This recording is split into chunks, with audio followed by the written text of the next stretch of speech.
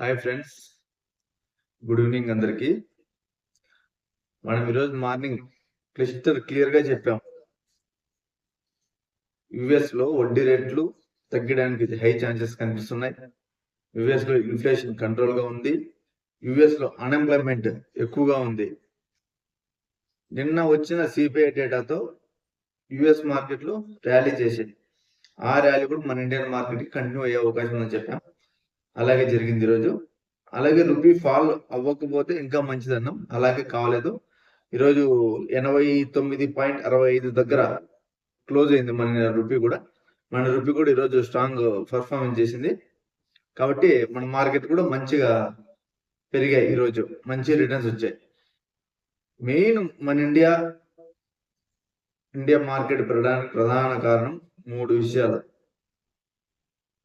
అమెరికాలో inflation cool of అవ్వడం, దానివల్ల రాబోయే రోజుల్లో వడ్డీ రేటు తగ్గిస్తారని చెప్పేసి ఎక్స్పెక్టేషన్తో ఈరోజు మార్కెట్ పెరిగింది. అలాగే ప్రపంచ దేశాల నుంచి సానుకూలత.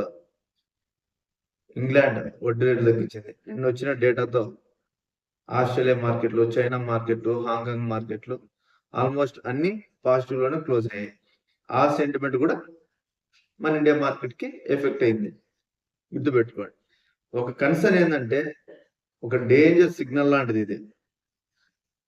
మనం రోజు చెప్పుకుంటున్నాం, జపాన్ వడ్డీ రేట్లు పెంచబోతుందని చెప్పుకున్నాం. మొత్తం అందరూ ఎక్స్పెక్ట్ చేసినది జరిగింది. జపాన్ వడ్డీ రేట్లు పెంచింది.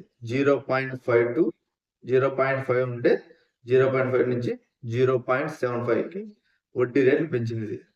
ఈ రోజున్న వడ్డీ రేటు 1995 కంటే హై ఇంట్రెస్ట్ రేట్స్. 30 ఏళ్లలోనే లేనంత హై ఇంట్రెస్ట్ రేట్ ఈరోజు జపాన్ లో ఉంది. వాళ్ళు ఇంకొక వార్నింగ్ లాంటిది ఇచ్చినారు. రాబోయే రోజుల్లో కూడా వడ్డీ రేట్లు పెంచడానికి ఆస్కారం ఉంది అని. గుర్తుపెట్టుకోండి, ఇది చిన్న విషయం కాదు. జపాన్ లో లాస్ట్ 30 years గా వడ్డీ లేకుండా రుణాలు తీసుకున్న వాళ్ళందరూ ఎక్కువ శాతం అమెరికాలో ఇన్వెస్ట్ చేశారు.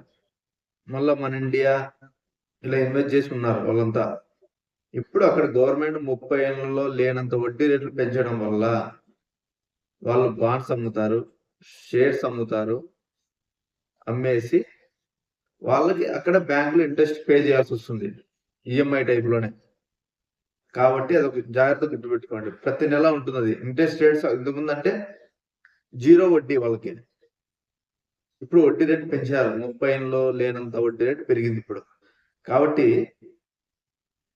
నిదానంగా ఈ రోజు మన మార్కెట్ పెరిగిందని చెప్పి ఆనందంగా ఉండదండి. అది కూడా కొంచెం గుర్తుపెట్టుకోండి జాగ్రత్తగా. ఆల్రెడీ 4 రోజుల నుంచి మన ఇండియా మార్కెట్లు అన్ని పడుతూనే వచ్చినాయి. కాబట్టి ఇది చిన్న రీబౌండ్. ఎందుకంటే యుఎస్ నుంచి కొంచెం గుడ్ న్యూస్ ఉంది కాబట్టి మార్కెట్ ఆటోమేటిక్ గా ప్రపంచ దేశాల నుంచి కూడా మంచిగా ఉంటాయి కాబట్టి చిన్న రీబౌండ్ ఇచ్చింది. జపాన్ వడ్డీ రేట్లు పెంచడం వల్ల లిక్విడిటీ నిదానంగా డ్రాప్ అవుతుంది. గుర్తుపెట్టుకోండి, చిన్న విషయం ఇది, చిన్న లాజిక్ అది. మనము ఈ విషయాన్ని ఒక 4 రోజులు ఉంటే మర్చిపోతాం. జపాన్ వడ్డీ రేట్లు పెంచినది ఇవన్నీ మర్చిపోతాం. కానీ అది ఎఫెక్ట్ అవుతూనే ఉంటుంది. గుర్తుపెట్టుకోండి, సంవత్సరమైన ఎఫెక్ట్ ఉంటుంది ఈ విషయం మార్కెట్ మీద. గుర్తుపెట్టుకోండి, ఈ వడ్డీ రేట్ల పెంపు అనేది సంవత్సరమైనా సరే మన మార్కెట్ మీద ఎఫెక్ట్ చూపుతూనే ఉంటుంది. చిన్న లాజిక్ అది. ఇలాంటి చిన్న మైక్రో డేటాస్ నే మనం మర్చిపోవడం వల్ల చాలా మిస్ అవుతాం ఆపర్చునిటీస్ కూడా. ఈ చిన్న వడ్డీ రేటే మనం ఇయర్ ఆన్ వాళ్ళు అమ్ముతూనే ఉంటారు చిన్నగా, వాళ్ళకి కావాల్సిన ఇంట్రెస్ట్ రేట్స్ ప్రకారం. గుర్తుపెట్టుకోండి, అది ఒక బ్యాడ్ సైన్. మన మార్కెట్ కావచ్చు, యుఎస్ కావచ్చు, క్రిప్టో కరెన్సీకి హెవీ ప్రాబ్లం అనమాట. ఎందుకంటే అది ఆల్రెడీ అన్సర్టనిటీ ఉంటుంది కాబట్టి మార్కెట్ వారికి కొంచెం ఎక్కువ ఎఫెక్ట్ ఉండబోతోంది. ఎలాగో యుఎస్ మనీ ప్రింటింగ్ చేయాలనుకుంటుంది, అన్ఎంప్లాయ్మెంట్ ని తగ్గించాలనుకుంటుంది. కాబట్టి అన్ఎంప్లాయ్మెంట్ తగ్గాలంటే ఇంట్రెస్ట్ రేట్స్ తగ్గించాలి. ఇంట్రెస్ట్ రేట్స్ తగ్గించే మళ్ళా ఇన్ఫ్లేషన్ పెరుగుతుంది. చూద్దాం దాని గురించి ఏమేమి జరగబోతుందో అని మొత్తం అంతా. ఓవరాల్ గా అయితే ఈ రోజు మన ఇండియన్ మార్కెట్ కూడా మంచిగా 5 lakh crores మంచిగా పెరిగింది. నిఫ్టీ 50 లాస్ట్ 4 సెక్షన్స్ నుంచి మార్కెట్ పడింది కాబట్టి ఈరోజు రీబౌండ్ వచ్చింది, మంచి చూసుకోండి. చిన్న లాజిక్ కూడా మర్చిపోకండి డేటాస్. చూద్దాం ఫ్రెండ్స్, మన ఇండియా డేటా చూద్దాం. ఈరోజు ఏ స్టాక్స్ మంచి పర్ఫార్మ్ చేసి చూసి మాట్లాడదాం మొత్తం అంతా మంచిగా.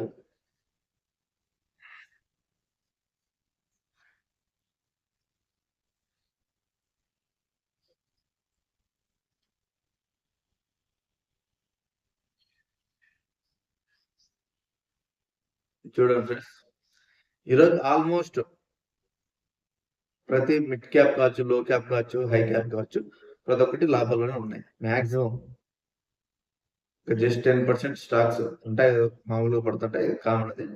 ఓవరాల్ గా ఈ రోజు అయితే మార్కెట్ అంతా మంచిగా ఉంది. రూపీ కూడా కొంచెం స్ట్రాంగ్ గా ఉంది కాబట్టి ఈరోజు నిఫ్టీ 50 చూడండి 150 పాయింట్స్ పెరిగింది. Sensex 447 points, Nifty bank 156, Nifty 58, BSc small cap 628, 1.25% పెరిగింది స్మాల్ క్యాప్స్ ఈరోజు. చూడండి, పెరగడం స్మాల్ క్యాప్ మిడ్ క్యాప్స్ పెరగడం అలాగే ఉంటుంది, పడడము అలాగే ఉంటుంది, కానీ రిస్క్ ఎక్కువ, హై రిస్క్ అనమాట. అబ్జర్వ్ చేయండి. మొత్తం ఈరోజు ఆల్మోస్ట్ అన్ని మంచిగా ఉన్నాయి. మనం రోజు ఒక 3 days నుంచి చెప్తూ ఉన్నాం కదా, మీషోలో కూడా ప్రాఫిట్ బుక్ చేసుకోండి అని. ఈరోజు చూడండి,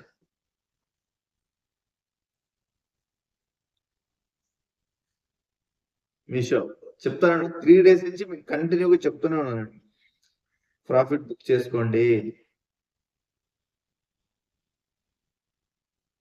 ప్రాఫిట్ బుక్ చేసుకోవడం వల్ల చాలా మంచిది, గుర్తుపెట్టుకోండి. ఎంత పెద్ద స్టాక్ అయినా పడుతుంది, గుర్తుపెట్టుకోండి. స్టాక్ మార్కెట్లో కాదు, ఏ మార్కెట్లో అయినా డబ్బులు సంపాదించాలనుకుంటే పేషెన్స్, ఓపిక ఖచ్చితంగా ఉండాలి. మీరు ఎంత ఓపికగా ఉండగలుగుతారో మీకు అంత లెక్క వస్తుంది, గుర్తుపెట్టుకోండి. పేషెన్స్ తో గేమ్ ఇది, స్టాక్స్ తో గేమ్ కాదు, పేషెన్స్. మీ పేషెన్స్ మీకు డబ్బులు వస్తాయి, అంతే. ఇంకా ఇప్పుడు మనం నిన్న 220 పోయింది, ఇంకా 300 పోతుంది, ఇంకా పెరుగుతుంది అనే ఆశలో ట్రాక్ లో ఉంటాం కదా, అలాంటి టైంలోనే వేల్స్ అమ్మేస్తారు. వేల్స్ అమ్మేసి వాళ్ళు ప్రాఫిట్ బుక్ చేసుకుంటారు. రిటైలర్లు అక్కడే ఉండిపోతారు. ఇంకా ఎగ్జాంపుల్ కూడా నిన్న చెప్పాను, ఓలా బైక్స్ గురించి. ఐపీఓ వచ్చినప్పుడు మంచి లిస్టింగ్ అయ్యి మంచి ప్రాఫిట్ ఇచ్చి 150 నుంచి నిన్న 31 రూపీస్ పడిపోయింది. ఆల్మోస్ట్ 80% స్టాక్ ఫాల్ ఉంది. అది ఏ కంపెనీ అయినా కావచ్చు, రాబోయే రోజుల్లో పెరుగుతాయి, పెరగని కాదు, కానీ ప్రాఫిట్ టేకింగ్ బుకింగ్ అనేది చాలా ఇంపార్టెంట్. మార్కెట్లో ప్రాఫిట్ అనేది కంపల్సరీ బుక్ చేస్తూ ఉండాలి, లేదంటే మన అవసరాన్ని వచ్చినప్పుడు నష్టాల్లో స్టాక్ అమ్మాల్సి వస్తుంది. ఆ విషయం మర్చిపోద్దండి ఇప్పుడు. అదే 7% ఫాల్ వచ్చింది చూడండి ఈరోజు. 5 days లో 36% అప్ ఉంది చూడండి. లిస్టింగ్ నుంచి 100% అప్, మంచి రిటర్న్ ఇచ్చింది మీషో కూడా, చూస్తూ ఉన్నాడు ఫ్రెండ్స్. అలాగే ఏథర్ బైక్స్ ఉన్నాయి కదా, అది బీమా కంపెనీలకి మూవ్ అవుతుంది.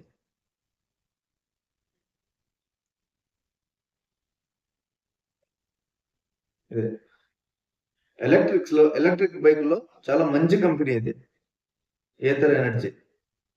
చాలా మంచి పర్ఫార్మెన్స్ కూడా చేస్తుంది. చూడండి, అబ్జర్వ్ చేస్తూ ఉండండి. ఇది బీమా కంపెనీలకి ఎంటర్ అవుతుంది. దానికోసమే ఈరోజు ఈ స్టాక్ ప్రైస్ అనేది మంచి అప్రిసియేషన్ వచ్చింది మార్కెట్ లో, ఆల్మోస్ట్ 7%. చూడండి, 1 month లో చూద్దాం, 3%. 6 months లో 100%, 122% అయి ఉంది చూడండి. 122% ఏథర్ మంచి ర్యాలీ చేసింది, చూడండి. ఎలక్ట్రిక్ బైక్ లో మంచి కంపెనీ ఇది, ప్రాఫిట్ బుక్ చేస్తూ ఉన్నాడు ఫ్రెండ్స్. ఏ కంపెనీ అయినా, ఎంత మంచి కంపెనీ అయినా సరే గుర్తుపెట్టుకోండి, ప్రాఫిట్ బుక్ చేయాలి. మనం మార్కెట్ డబ్బులు ఎందుకు పెడుతున్నాం? లాభాలు చూడడం కోసమే, కాబట్టి ప్రాఫిట్ బుక్ చేయండి, బుక్ చేసుకోండి, మళ్ళీ పడినప్పుడు కొనండి, అలా చేస్తూ ఉండండి, మంచి రిటర్న్స్ వస్తాయి.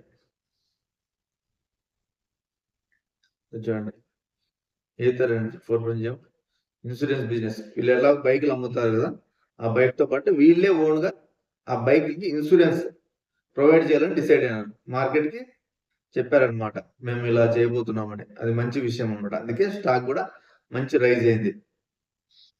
ఆల్రెడీ మీరు చూస్తూనే ఉన్నారు మొత్తం అంతా. అలాగే జపాన్ గురించి చెప్పనుకున్నాం, ఇంట్రెస్ట్ రేట్స్ గురించి. అలాగే ఆదాని వాళ్ళు 5 years లో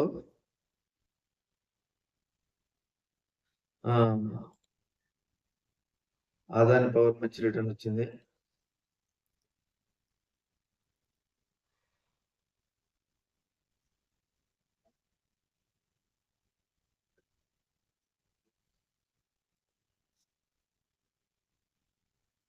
ఎయిర్పోర్ట్స్ చూడండి,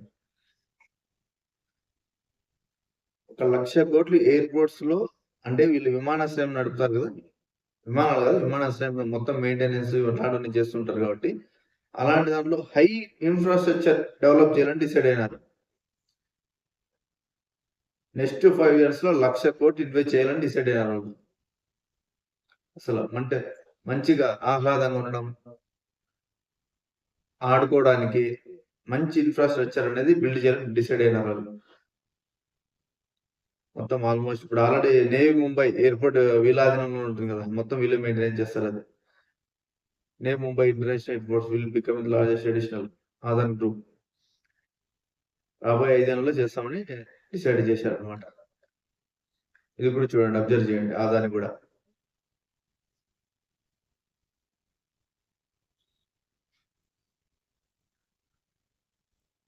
డాలర్ ఇండెక్స్ చూద్దాం.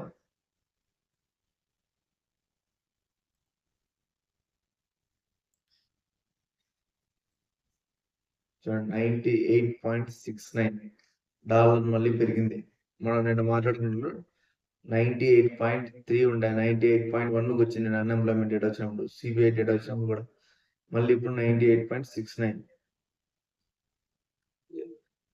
మెయిన్ జాగ్రత్తగా అబ్జర్వ్ చేయండి, జపాన్ వడ్డీ రేట్లు పెంచింది కాబట్టి ఈ రోజు మార్కెట్ పాజిటివ్ లో ఉండొచ్చు, కానీ రాబోయే రోజుల్లో కొంచెం డేంజర్స్ అయినా ఉంటుంది మార్కెట్. గుర్తుపెట్టుకోండి, యుఎస్ నుంచి మనీ ప్రింటింగ్ జరిగి మార్కెట్ లిక్విడిటీ వచ్చిందంటే నో ప్రాబ్లం, లేదంటే ఖచ్చితంగా బ్యాడ్ సైన్ అనమాట. అది దానికి. క్రిప్టో కరెన్సీ చూద్దాం.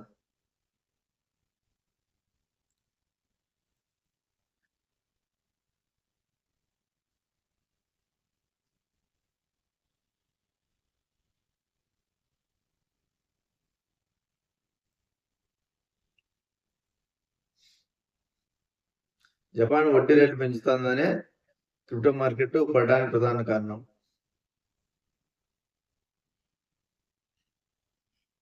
పెద్దగా ఏం లేదన్నమాట క్రిప్టో మార్కెట్ లో కూడా, జస్ట్ అలా ఉందంటే.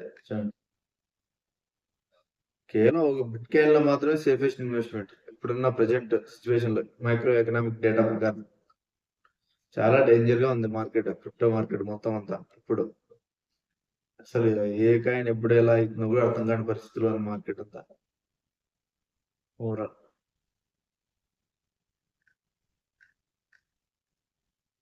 మొత్తం ఈరోజు ఐసిఐసిఐ అది కూడా ఐపీఓ లిస్టింగ్ అయింది కదా, అది కూడా మంచి రిటర్న్ ఇచ్చింది. 15% గెయిన్ ఇచ్చింది అది కూడా.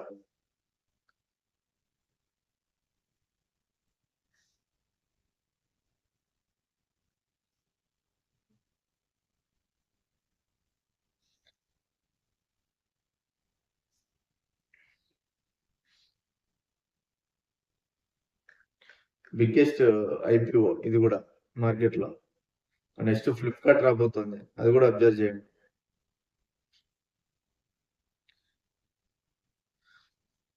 అది ఫ్రెండ్స్ చూద్దాం. ఓవరాల్ గా అయితే జపాన్ అయితే వడ్డీ రేట్లు అయితే పెంచింది. అది రాబోయే రోజుల్లో మార్కెట్ కి ఎలాంటి ఎఫెక్ట్ చూపుతుంది అనేది చూద్దాం. ఎందుకంటే వడ్డీ రేట్ పెంచింది, యుఎస్ నుంచి మనీ ప్రింటింగ్ జరిగి మంచిగా వచ్చిందంటే మన మార్కెట్ కూడా మంచిగా ర్యాలీ చేయడానికి మంచిగా అవకాశం ఉంది, లేదంటే ఫాలింగ్ కి అవకాశం ఉంది ఫ్రెండ్స్. గుర్తుపెట్టుకోండి, చిన్న ఎకనామిక్ డేటాని మార్కెట్ నడిపిస్తాయి. అది నెల అయినా 2 నెలలైనా 3 నెలలైనా ఆ డేటాల ప్రకారమే మార్కెట్ నడుస్తుంది. గుర్తుపెట్టుకోండి. ట్రేడింగ్ అనేది చాలా డేంజర్ మార్కెట్‌లో. మనకి చాలా మంది చెప్తూ ఉంటారు ట్రేడింగ్ చేయండి అది ఇది అని. ట్రేడింగ్ అనేది చాలా డేంజర్. ఇన్వెస్ట్‌మెంట్ చేయండి. చిన్నగా ఇన్వెస్ట్‌మెంట్ చేయండి. ప్రాఫిట్‌ని కూడా బుక్ చేస్తూ ఉండండి. అలా ఉంటేనే మంచి ప్రాఫిట్‌లో ఉంటారు. తక్కువ అమౌంట్ అయినా ప్రాఫిట్ బుక్ చేసుకుంటూ ఉండండి. అది ఫ్రెండ్స్.